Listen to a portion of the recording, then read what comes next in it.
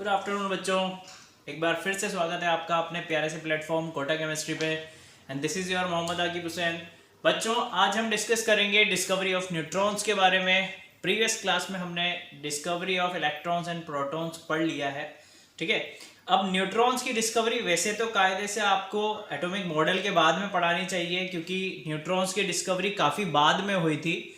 Atomic model की जब discovery हो चुकी थी उसके भी काफ़ी बाद में डिस्कवरी ऑफ न्यूट्रॉन हुई थी। बट हम क्या कर रहे हैं, तीनों सब एटॉमिक पार्टिकल्स को साथ में ही पढ़ रहे हैं ताकि हमें कंफ्यूजन नहीं हो, ठीक है। इन एटॉमिक मॉडल को हम सेपरेट में पढ़ लेंगे, ठीक है। चलो स्टार्ट करते हैं बेटा, डिस्कवरी ऑफ न्यूट्रॉन्स।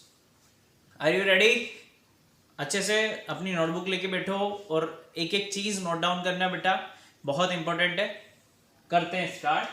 न्यूट्रॉन की डिस्कवरी कैसे हुई, ठीक है। बात कुछ है 1920 इलेक्ट्रॉन प्रोटॉन 18 में ही कंप्लीट हो चुके थे। 1886 में हो गया प्रोटॉन, 1897 में इलेक्ट्रॉन की डिस्कवरी हो चुकी थी। उसके बाद 1904 में थॉमसन ने अपना मॉडल दिया, 1911 में रदरफोर्ड ने दिया, 1913 में बोहर ने अपना मॉडल प्रपोज कर दिया था। देन एटॉमिक मॉडल भी आ चुके थे और समथिंग अबाउट 1920 तक बात पहुंच चुकी थी। तब तक सिर्फ यही माना जाता था कि किसी भी एटम के अंदर जो पार्टिकल्स प्रेजेंट होते हैं वो इलेक्ट्रॉन और प्रोटॉन ही होते हैं, ठीक है। ये माना गया है कि जो एटॉमिक मास होता है किसी भी एटम का वो इलेक्ट्रॉन और प्रोटॉन की वजह से ही होता है। चूंकि इलेक्ट्रॉन का मास नेग्लिजिबल होता है, बहुत छोटा होता है, इसकी वजह से जो total mass of the atom है वो सिर्फ और सिर्फ प्रोटॉन की वजह से। बट एक्चुअल में सच ये नहीं था बेटा, एक्चुअल में ऐसा नहीं होता है। एक्चुअल में क्या था ये कब पता लगा? जब रदरफोर्ड ने क्या किया, प्रिडिक्शन किया। रदरफोर्ड ने क्या किया, प्रिडिक्शन किया। रदरफोर्ड ने भी देखा कि अभी तक तो सिर्फ दो ही एलिमेंट है, टोटल मास जो आ रहा है वो प्रोटॉन पे ही डिपेंड कर रहा होगा, क्योंकि इलेक्ट्रॉन का मास नेग्लिजिबल होता है, 1/1/1837 मास ऑफ हाइड्रोजन के बराबर होता है। तो आप नेग्लिजिबल उसे मान सकते हो, ठीक है। तो टोटल मास किस पे डिपेंड कर रहा है? प्रोटॉन के मास पे। अब भाई क्या हुआ, रदरफोर्ड ने क्या किया, लाइट पार्टिकल्स लिए, लाइक बेरिलियम ले लिया, बोरोन ले लिया, और उन्होंने क्या किया बेटा, लाइट पार्टिकल्स लेके उन्होंने एक्सपेरिमेंट किया और उन्होंने देखा कि जो लाइटर पार्टिकल्स हैं एक्चुअल में उनके अंदर, लाइक अब कुछ भी एग्जांपल ले लीजिए, लाइक लिथियम ले लो, ठीक है। लिथियम का एटॉमिक नंबर हो गया 3। तो उन्होंने देखा कि एटॉमिक नंबर 3 है, मतलब लिथियम के पास कितने प्रोटॉन्स हैं? 3 प्रोटॉन्स प्रेजेंट है लिथियम के पास। तो लिथियम का मास कितना होना चाहिए? 3 times of mass of proton, 1 proton. 3 proton है तो मास कितना होगा? 3 प्रोटॉन के मास के बराबर ही होगा। यानी उन्होंने बोल दिया कि लिथियम का जो मास होगा 3 टाइम्स ऑफ 1 प्रोटॉन के मास के बराबर होगा, या आप बोले कि तीनों प्रोटॉन के मास के बराबर होगा। किसका मास? लिथियम का। बट एक्चुअली में जो मास था वो क्या था बेटा? 6 times of mass of the protons of that particular atom. Proton को लिथियम का जो मास आ रहा था वो 6 टाइम मास ऑफ प्रोटॉन के आ रहा था।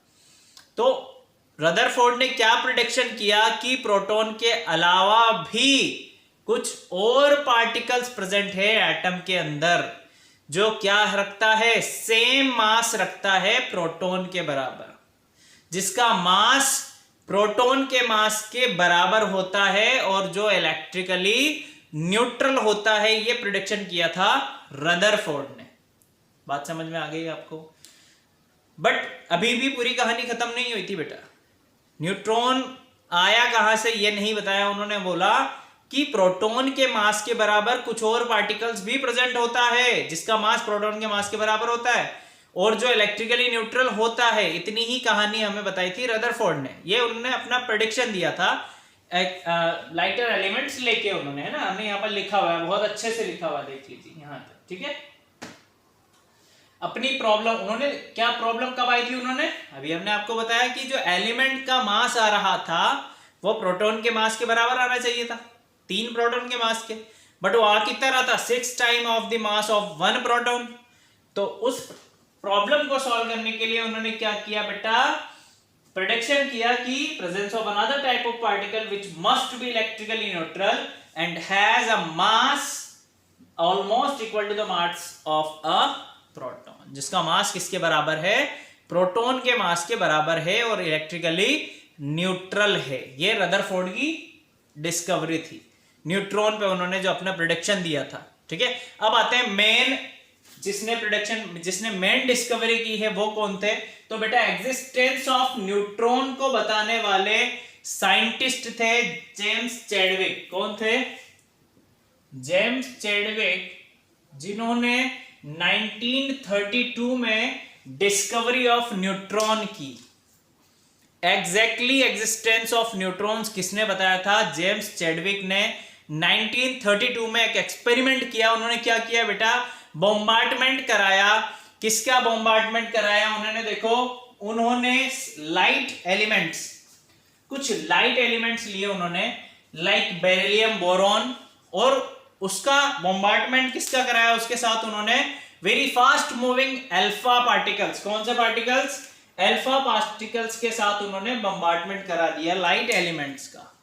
जब लाइट एलिमेंट्स के साथ अल्फा पार्टिकल्स का बॉम्बार्डमेंट कराया तो उन्होंने क्या देखा बेटा? उन्होंने एमिशन देखा, बहुत सारे रेडिएशंस क्या हो रहे हैं?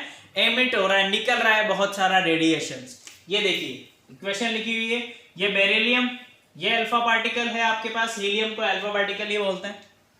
तो क्या निकला? रेडिएशन निकला in the form of neutron. Radiation जो एमिट हो रहा था उसकी उन्होंने क्या की? फॉलोइंग प्रॉपर्टीज ऑब्जर्व की। क्या की? उन्होंने कुछ प्रॉपर्टीज ऑब्जर्व की। वो प्रॉपर्टीज क्या क्या थी बेटा? देखो, फर्स्ट प्रॉपर्टी यहां पर उन्होंने लिखी है कि जो रेडिएशन निकल रहा था बॉम्बार्डमेंट के दौरान वो बहुत ज्यादा पेनिट्रेटिंग था, यानी वो क्या कर रहा था? चीरता हुआ जा रहा था, बहुत ज्यादा पेनिट्रेट कर रहा था चीजों को। क्या कर रहा था? पेनिट्रेट कर रहा था। ठीक है। सेकंड प्रॉपर्टी उन्होंने क्या ऑब्जर्व की बेटा? During the emission they remained unaffected in an electric और मैग्नेटिक फील्ड। उन्होंने देखा कि जो रेडिएशन एमिट हो रहा है, अगर उसके आसपास हम इलेक्ट्रिक फील्ड लगा रहे हैं या फिर मैग्नेटिक फील्ड लगा रहे हैं तो रेडिएशन के एमिशन में कोई डिफ्लेक्शन नहीं हो रहा है, कोई चेंज नहीं हो रहा है। यानी रेडिएशन सीधी अगर ऐसे जा रहा है तो ऐसे ही चल ही रहा है, चाहे आपने इलेक्ट्रिक फील्ड लगाया हो चाहे मैग्नेटिक फील्ड लगाया हो। तो इससे उन्होंने ऑब्जर्व किया कि जो रेडिएशन में पार्टिकल्स हैं वो क्या हैं? इलेक्ट्रिकली न्यूट्रल हैं। क्या हैं? न्यूट्रल हैं। कैसे हैं? न्यूट्रल। यानी आप मैग्नेटिक फील्ड लगाओ या इलेक्ट्रिकल फील्ड लगाओ, रेडिएशन में जो पार्टिकल्स हैं उनकी सेहत पे कोई फर्क नहीं पड़ने वाला। ये प्रॉपर्टी उन्होंने देखी। देन उन्होंने क्या देखा बेटा? कि जो पार्टिकल्स कॉन्स्टिट्यूटिंग द रेडिएशन में जो पार्टिकल्स निकल रहे थे उनका मास किसके मास के बराबर था? Same as that of proton के मास के बराबर है। उनका मास किसके मास के बराबर है? प्रोटॉन के मास के बराबर, जो होता कितना है बेटा? 1 AMU, और एब्सोल्यूट मास की अगर मैं बात करूं तो 1.67 इंटू 10⁻⁻24 ग्राम। ये था relative mass of such particles. ठीक है, जो कितना था बेटा? प्रोटॉन के मास के समथिंग बराबर था, एग्जैक्टली बराबर ही था। ठीक है, because of their electrical neutrality these particles are called neutrons. Neutrons नाम क्यों दिया गया उन रेडिएशंस में जो पार्टिकल्स थे उन्हें? क्योंकि वो इलेक्ट्रिकली न्यूट्रल थे। तो सर जेम्स चैडविक ने उसका नाम क्या दिया बेटा? न्यूट्रॉन्स। आई होप आपको डिस्कवरी ऑफ न्यूट्रॉन्स बहुत अच्छे से समझ में आई होगी। एक बार नहीं समझ में आती तो आप वीडियो को स्पीड कम करके धीरे धीरे देखना, सभी चीज अच्छे से समझने की कोशिश करना, बहुत इजी है। ठीक है, चलो अब हम आते हैं नेक्स्ट ओवरव्यू। कैरेक्टरिस्टिक्स हमने देखो इलेक्ट्रॉन भी पढ़ लिया, प्रोटॉन भी पढ़ लिया, न्यूट्रॉन भी पढ़ लिया। अब हम इनकी ओवरव्यू ले लेते हैं कैरेक्टरिस्टिक्स का, कि चार्ज कितना होता है, मास कितना होता है, वो देख लेते हैं एक बार। आप जल्दी से नोट डाउन कर लो बेटा।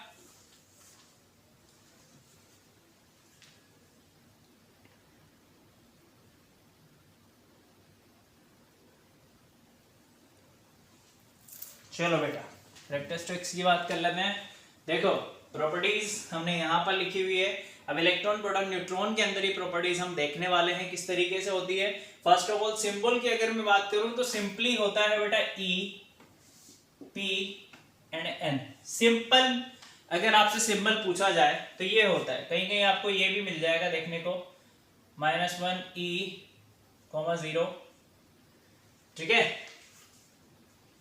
प्रोटॉन के लिए आपको सिंपली मिल जाएगा बेटा 1p1 एंड न्यूट्रॉन के लिए आपको मिल जाएगा 0n1, ठीक है। ये सिंबल्स हैं, है ना। आप ऐसे करके लिख लेना, स्लैश का ये भी मिल सकता है और ये भी मिल सकता है, तो आप समझ लेना अच्छे से। सिंबल ये भी हो, ये मिल जाए तो भी इलेक्ट्रॉन, ये मिल जाए तो प्रोटॉन, ये मिल जाए तो न्यूट्रॉन, ठीक है। नेचर की बात करते हैं तो इलेक्ट्रॉन होता है बेटा नेगेटिवली चार्ज्ड। कैसा होता है? नेगेटिवली चार्ज्ड, ठीक है। प्रोटॉन होता है पॉजिटिवली चार्ज्ड, पॉजिटिवली चार्ज्ड, और न्यूट्रॉन होता है बच्चों न्यूट्रल। कैसा होता है? न्यूट्रल, ठीक है। चलो अब रिलेटिव चार्ज की बात कर लेते हैं, तो इसका रिलेटिव चार्ज होता है -1, ये होता है +1 और ये होता है 0। एब्सोल्यूट चार्ज की अगर मैं बात करूं बच्चों तो एब्सोल्यूट चार्ज होता है 1.6,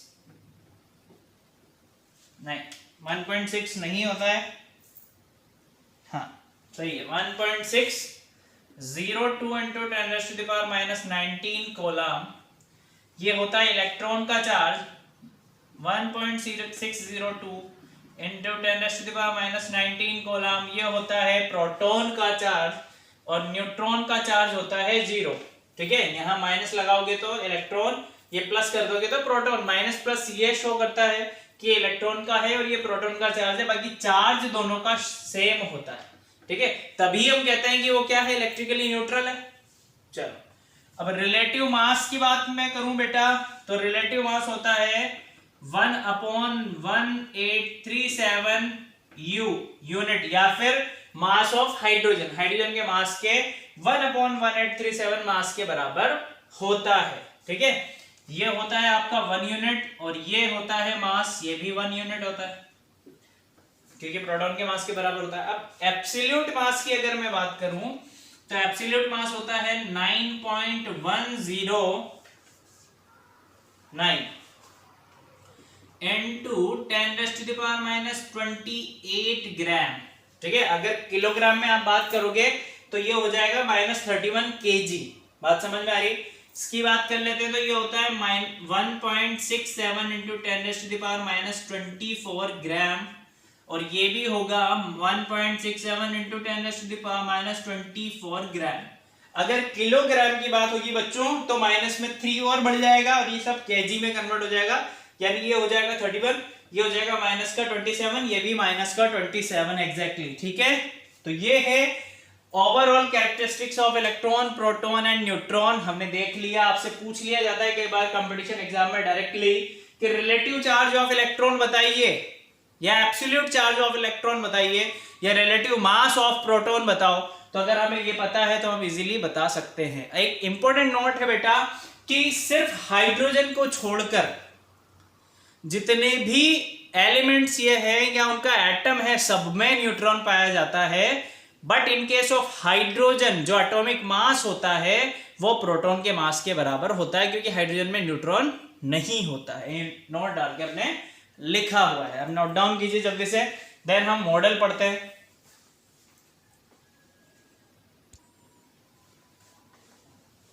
चलो बेटा आप देख लेते हैं atomic models of an atom, कि एटम को समझाने के लिए जो मॉडल्स प्रपोज किए गए थे डिफरेंट साइंटिस्ट से, वो क्या थे। सो फर्स्ट मॉडल है आपका थॉमसन मॉडल। अब बात ये आती है कि एटॉमिक मॉडल प्रपोज क्यों किए गए।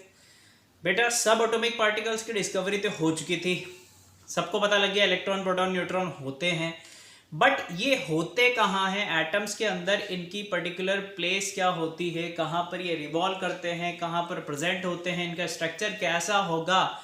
किसी भी एटम में जब सब एटॉमिक पार्टिकल्स प्रेजेंट होंगे तो कहाँ होंगे, ये पता लगाने के लिए डिफरेंट साइंटिस्ट ने क्या किया, अपना अपना मॉडल प्रपोज किया। तो फर्स्ट साइंटिस्ट जिसने अपना मॉडल प्रपोज किया वो थे बेटा थॉमसन। ठीक है, तो भाई थॉमसन ने जब अपना मॉडल प्रपोज किया तो ये तो पता लग ही गया था कि कोई भी एटम इलेक्ट्रिकली न्यूट्रल होता है। क्यों? क्योंकि उसमें जितना पॉजिटिव चार्ज होता है उतना ही नेगेटिव चार्ज प्रेजेंट होता है। बात समझ में आ रही है? तो थॉमसन ने क्या बोला, थॉमसन के मॉडल को बेटा प्लम पुडिंग मॉडल भी बोला जाता है ना, वाटरमेलन मॉडल भी बोला जाता है। थॉमसन ने क्या बताया कि कोई भी एटम स्फेरिकली पॉजिटिव चार्ज होता है, स्फेयर की तरह पॉजिटिवली चार्ज होता है। कोई भी एटम का स्ट्रक्चर स्फेयर की तरह पूरा पॉजिटिवली चार्ज होता है। उस एटम में, उस पॉजिटिव चार्ज में इलेक्ट्रॉन इस तरीके से अरेंज होते हैं या बिखरे हुए होते हैं जैसे वाटरमेलन में सीड्स बिखरे हुए होते हैं। बात समझ में आ रही है? जिस तरीके से वाटरमेलन में सीड्स बिखरे हुए होते हैं, आपने देखा होगा बहुत अच्छे से। देखिए यहां पर देखो, ये वाटरमेलन की तरह ही स्फेरिकल इन्होंने बताया एटम को। ठीक है, और इन्होंने क्या बताया कि एटम के अंदर ये जो पॉजिटिव पार्ट दिख रहा है आपको, ये क्या है? प्रोटॉन्स है पूरी तरीके से। और इसमें एज अ सीड्स इलेक्ट्रॉन क्या हुए होते हैं बेटा? फंसे हुए होते हैं या जमे हुए होते हैं। बात समझ में आ रही है? ये किसने बताया था हमें? थॉमसन में। अगर आपसे पूछा जाए कि थॉमसन की पोस्टुलेट्स आप बताइए, तो ये दो पोस्टुलेट्स, तीन पोस्टुलेट्स आप लिख सकते हैं बेटा। पहली कि एटम में भी regarded as a positively charged sphere in which protons are present. पूरे स्फीयर में प्रोटॉन प्रेजेंट होता है। ठीक है, negatively charge electron may be regarded as a standard और एम्बेडेड इन द स्फीयर। इस स्फीयर में इलेक्ट्रॉन्स क्या होते हैं? फंसे हुए होते हैं या धसे हुए होते हैं, जिस तरीके से वाटरमेलन में सीड्स होते हैं। जो रेड पार्ट होता है वाटरमेलन का, वो थॉमसन ने क्या बताया? As a proton. और उस प्रोटॉन में जो सीड्स होते हैं ब्लैक कलर के, वो एज अ इलेक्ट्रॉन उन्होंने बताया था। इसलिए उनके मॉडल को बोला जाता है बच्चों प्लम पुडिंग मॉडल या वाटरमेलन मॉडल। प्लम पुडिंग क्यों बोला जा रहा है? कि जिस तरीके से पुडिंग ऑफ क्रिसमस पे जो ड्राई फ्रूट्स लगे हुए होते हैं, उसी तरीके से एटम का स्ट्रक्चर भी होता है। ठीक है, नेक्स्ट उन्होंने क्या बताया कि जो पॉजिटिव चार्ज होता है प्रोटॉन का एंड जो नेगेटिव चार्ज होता है इलेक्ट्रॉन का, अगर हम उसका सम देखें तो वो क्या होगा? इक्वल होगा या बैलेंस होगा। जितना पॉजिटिव चार्ज होता है उतना ही नेगेटिव चार्ज प्रेजेंट होता है किसी भी एटम में। तो अगर किसी भी एटम की बात की जाए तो इलेक्ट्रिकली क्या होता है? वो न्यूट्रल होता है। ठीक है, this model can be compared with a watermelon in which seeds are embedded or with a pudding containing currants like dry fruits. Okay, so इनके मॉडल को हम प्लम पुडिंग मॉडल भी बोलते हैं। आई होप आपको मॉडल में क्या बताया गया है समझ में आया होगा बेटा।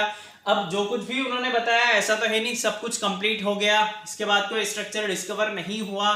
कुछ लिमिटेशंस भी थे थॉमसन के मॉडल के। तो लिमिटेशंस क्या थे? पहली बात तो कि वो ये नहीं बता पाए कि कितना पॉजिटिव चार्ज प्रेजेंट है।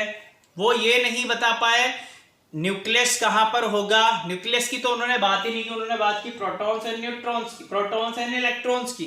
उन्होंने न्यूक्लियस होगा या नहीं होगा, कहां होगा, ये बात नहीं की। तो एक ड्रॉबैक तो ये है, कितना पॉजिटिव चार्ज कितने नेगेटिव चार्ज को शील्ड करेगा और कितना न्यूट्रलाइज करेगा, ये भी नहीं बता पाए वो। आफ्टर द थॉमसन जो रदरफोर्ड ने स्कैटरिंग मॉडल दिया था, उसको भी थॉमसन का मॉडल सेटिस्फाई नहीं कर पाया था। तो बच्चों ये लिमिटेशंस थी थॉमसन के मॉडल की। इसके बाद सर रदरफोर्ड ने अपना एक्सपेरिमेंट किया था, जिसे हम अल्फा पार्टिकल्स एक्सपेरिमेंट भी कहते हैं, स्कैटरिंग मॉडल भी कहते हैं। ये हम नेक्स्ट क्लास में डिस्कस करने वाले हैं। ये फर्स्ट मॉडल हमने आज पढ़ा है। ठीक है, देन हम कल रदरफोर्ड का मॉडल पढ़ेंगे, देन बोहर का मॉडल पढ़ेंगे। Okay, thank you so much, keep learning. I hope आपको आज का लेक्चर बहुत अच्छे से समझ में आया होगा। अगर नहीं आता है बेटा तो पॉज करके अच्छे से स्पीड धीरे करके आप देख सकते हैं। Okay, thank you, bye.